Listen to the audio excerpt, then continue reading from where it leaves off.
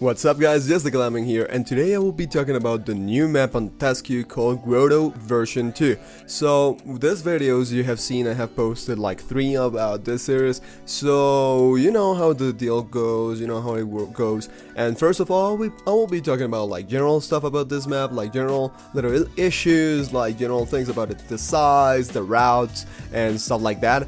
Then I will be talking about which champions I think that they will have some really great advantage on this map, and well, who will have or which champions will have a really shitty time on this map. And lastly, we will get a little bit creative, and then we will be talking about like the lore behind this map, since I have seen that a lot of games actually base their lore or show their lore aside from their champions in the map. So let's get started and let's see if this map is actually great. So first of all, I will be talking about like general stuff about this map, about Grotto.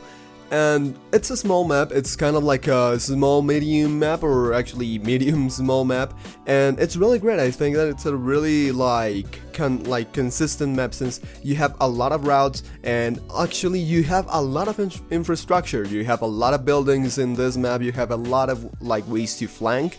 Like, I think that you have 3 routes, if I'm not wrong, you have 3 ways to actually flank. And something that's really cool is the fact that you have so many buildings in this fucking map that you can just get in them and like exit from a side or another, and that means that as a flank you will have a great time in this map. But yeah, it's not that of a big map, it's like really medium small, and it has a lot of buildings. Also, other thing about this map is that you don't have like really out of place walls like in Fragile Redo, the 2 walls that are like around the capture point. If you didn't see that video, I have it up.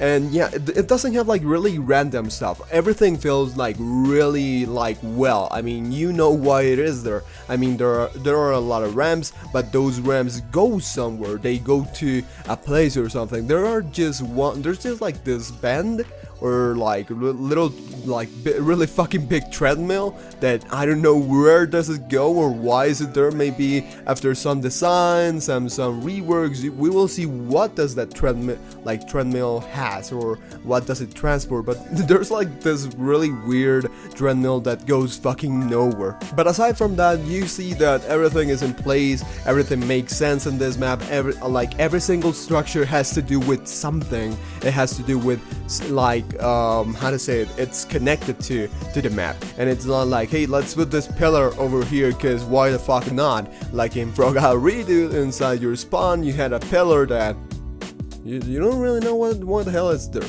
I mean, it's just there. And also there's also some weird walls around. No, this map is really organized. It has a really great structure, and the architecture is really cool. I really love it, since it feels really futuristic in a way. Another little detail about the map, aside from, well, that it goes with it having a lot of infrastructure, and it is that it's not an open map. As a Kinessa, I'll be talking about that, but yeah, there's not many like open areas that you have a clear line of sight to your enemies. Only the main like capture point and some little spaces, but there's a lot of fucking buildings and a lot of fucking things around the map that won't give you a really clear straight shot at your enemies. So it's how to say it, a really like closed map in a way. And talking about closed, I'll be talking about that in a second. But yeah, I mean, the map, you don't have like a clear line of sight, like a fucking straightforward line of sight like in Arid, that you have a really big open area. I will be talking about that. I don't know if, yeah, this video will be first, and then I'll be talking about Arid or Dark Crossing. But anyways, yeah, you don't have clear lines of sight, and also this map is closed. It's totally closed. I have been looking for ways that if you play with a Torval, you will be able to push your enemies, but I don't find any way of doing that. So it's a really closed map. Now that we have talked about like general stuff about the map that I have seen, well, let's talk about which champions do I think that they will have a great time, or which champions do I think that they will have a shitty time. Let's start with bad news, so we can get happier after I mention them. Bad news. I have bad news for Victor, since he needs a really clear line of sight for his ult, so you won't be able to land your ult from long distances. You will be able to use it in really like tied areas inside the map. You have a lot of tied areas, and that means that you will be able to do a great damage, but you need to be kind of like on top of your enemies or in front of your enemies to actually get those clustered areas to work for your ult. Kinessa will have a fucking nightmare in this map. Why? Because this will have to do a lot with both flanks and Kinessa. So first of all, flanks will have a really amazing time in this map. You have a lot of structures to hide, to go into, and then exit by another exit, so you confuse your enemy, and you will be able to do a shit ton of maneuvering inside this map. So you will be able to flank in a really easy way, the same like in Arid, but I won't be talking about that.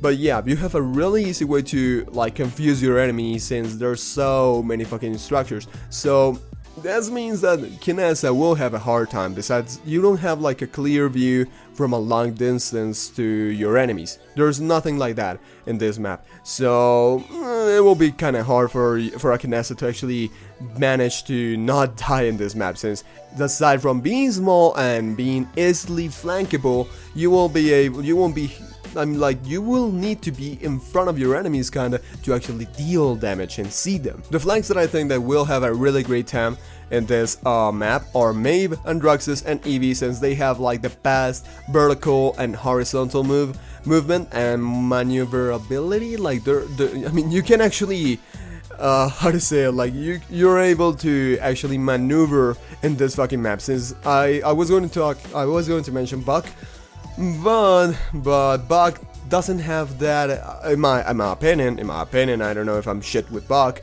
but he doesn't have that, like, you don't have the ability to maneuver him really precisely. So that's why I think that Androxus, Eevee, and Maeve are the ones that will have a really great time in this map, since you will be able to maneuver them really well in these tight areas and going inside these really small doors and stuff like that. Ruckus and Bumpkin are a hit or miss in this map, in my opinion, since first of all, well, Ruckus with his ult and his basic attacks, he is able to just fucking maul down everyone in a really clustered, tight area. So that's a good thing. The bad thing is that as it is a really clustered area, there are some little rooms inside, well, like in the side. There's a lot of buildings, so your enemies will be able to hide. So you need to actually have an idea and really like know when to use your ult and where to attack and stuff like that. But you can have, since there are really like clustered areas, like really tight areas,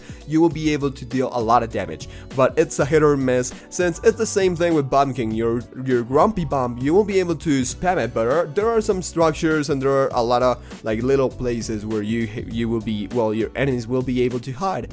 But that's the thing, it's a hit or miss. If you actually manage to coordinate with your team, not letting them inside those rooms by putting, I don't know, like one of your damages in that room and pressuring them to not go in there, and also you are able to time your bomb to put in like in the middle of that cluster point, you will be able to do a lot of damage. But if you don't have that organization, it will be kind of hard to actually manage to deal a lot of damage with Ruckus and Bumpkin, since their main enemies are fucking walls. So the same goes to Sky's ult. And another thing that I think that is really straightforward and really general is the fact that, well, like these characters, these champions like Moldamba, Tyra, Jeng, and Drogos, they will have some advantages, since as the map is really fucking clustered and really tight, since there are so many buildings, I think that they will have a great time, since they deal area of effect damage